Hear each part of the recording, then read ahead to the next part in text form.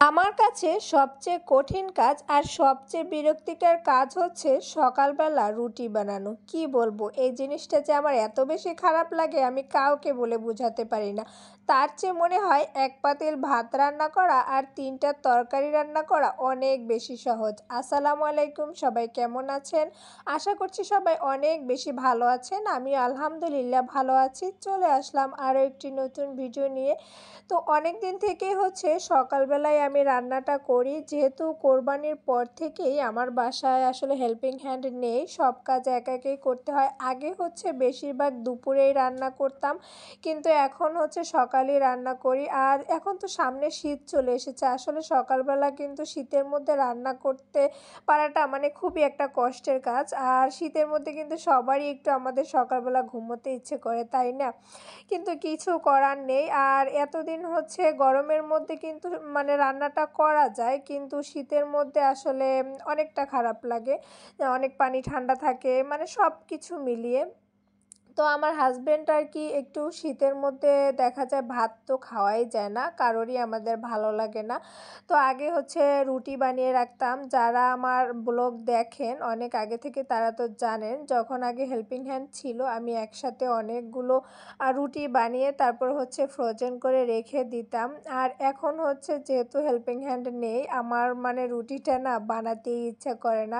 তো আমার হাজব্যান্ড তো একসাথে অনেক মানে ৫ কেজি করে আটা নিয়ে আসে, তো অনেক দিন থেকে বানাই না, আটাগুলো আর কি থেকেই গেছে। তো হচ্ছে কালকে বলছিল যে আটাগুলো কি নষ্ট করবা না কি, রুটি টুটি তো বানাচ্ছই না, একদমই খাওয়ানো কি বন্ধ করে দিয়েছো?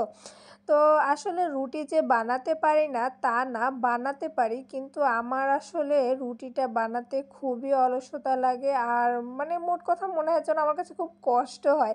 অনেক আপুরা দেখেছি খুবই তাড়াতাড়ি রুটি বানিয়ে ফেলে, তারপর হচ্ছে পরোটা বানিয়ে ফেলে।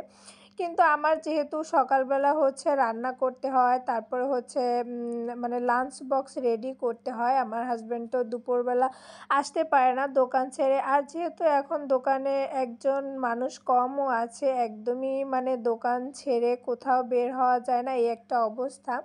এই জন্যই হচ্ছে সকালবেলা রুটি করব না ভাত করব, এই চিন্তা করতে করতে আসলে রান্নাটাই বেশি করা হয়। তো যাই হোক, কথা বলতে বলতে কিন্তু আপনাদের সঙ্গে আমার রান্নাটা হয়ে গেল। আমি শাকভাজি করেছি আর পাবদা মাছ রান্না করেছি।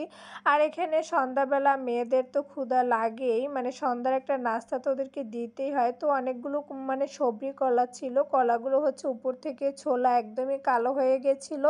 তো ওগুলো দিয়ে সুজি দিয়ে চিনি দিয়ে ডিম দিয়ে ময়দা দিয়ে আর হচ্ছে দুধ দিয়ে পরিমাণ মতো একটু লবণ দিয়ে আমি এখানে কিছু পিঠা বানিয়ে নিলাম ওদের জন্য। তো আমার ছোটো মেয়েটা মাশাআল্লাহ খুব মজা করে খেয়েছে। কলা যখনই এরকম বাড়তি থাকে আমি এভাবে হচ্ছে পিঠা বানিয়ে নেই, ভালোই লাগে, যেহেতু সুজি টুজিও দিয়েছি। তো ১৫ থেকে ১৬ পিসের মতো আসলে পিঠা হয়েছিল, না তার থেকে একটু বেশি হয়েছিল। তো যাই হোক, আজকের ভিডিওটা কিন্তু আমার এই পর্যন্তই। যারা এতক্ষণ আমার ভিডিওটা দেখেছেন তাদেরকে অসংখ্য ধন্যবাদ। তো সবাই ভালো থাকবেন, সুস্থ থাকবেন, আল্লাহ হাফেজ। আর আমার ভিডিওটি যদি ভালো লেগে থাকে অবশ্যই একটা লাইক কমেন্ট শেয়ার করে দিবেন।